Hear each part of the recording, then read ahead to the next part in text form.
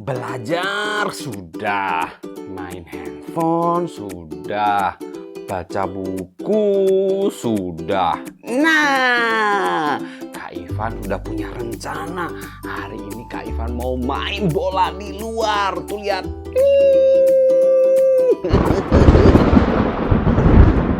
Suara apa tuh?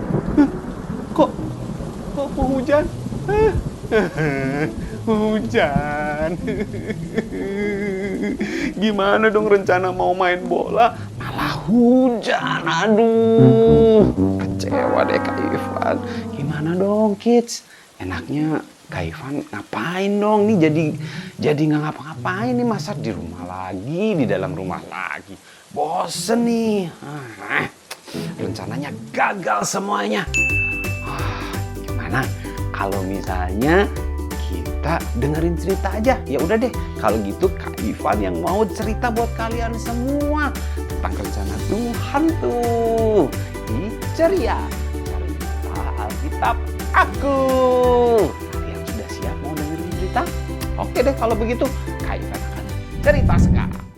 Nah, hari ini Kak Ivan mau cerita, tapi ceritanya ini review ya. Minggu-minggu kemarin kita sudah belajar tentang rencana Tuhan.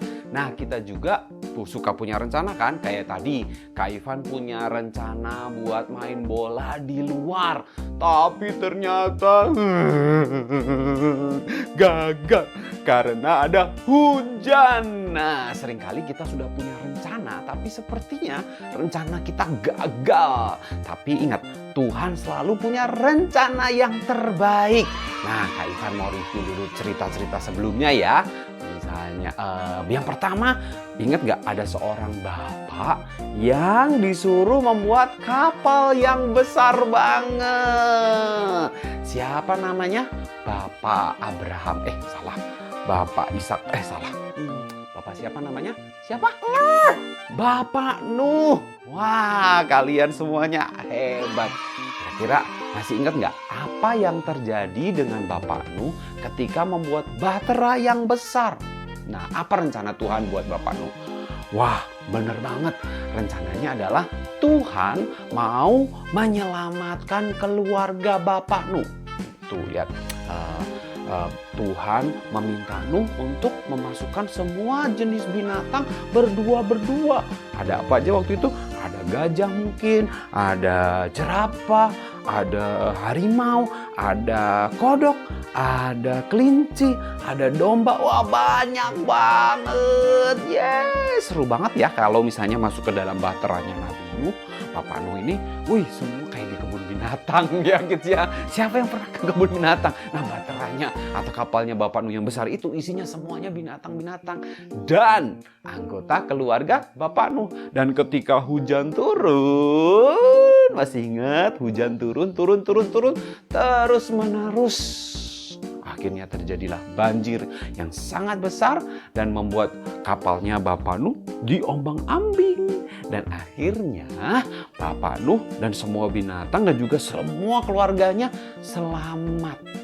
Waktu turun dan sampai lagi nih ke daratan nih, tiba-tiba di atas ada apa itu yang warna-warni bentuknya melengkung. Nah, betul banget. Itu pelangi. Siapa yang masih ingat? Pelangi itu lambang apa ya? Itu pelangi artinya adalah Tuhan berjanji bahwa tidak akan menghukum dunia ini lagi dengan banjir yang besar. Wow, Tuhan punya rencana yang baik ya buat Bapak Nuh dan juga keluarganya. Meskipun tadinya mungkin Bapak Nuh kayak marah atau jengkel gitu, disuruh Tuhan untuk bikin bahtera, disuruh pukul-pukul, gergaji, panas-panasan. Terus habis itu diejek-ejekin orang. Kesel gak sih? Kesel. Tapi Tuhan punya rencana yang terbaik buat Bapak Nuh dan keluarganya. Nah, ingat gak cerita yang kedua tentang seorang laki-laki yang dibully ya, ini sama kakak-kakaknya, dibuang untuk jadi budak ke Mesir. Siapa namanya? Yusuf, betul banget. Yusuf akhirnya ketika Yusuf dibenci sama kakaknya, kemudian disuruh jadi budak ke Mesir, disuruh kerja. kemudian sama tuannya juga difitnah ya, yang tadinya nggak melakukan apa-apa tapi malah dipenjara. Jahat banget ya.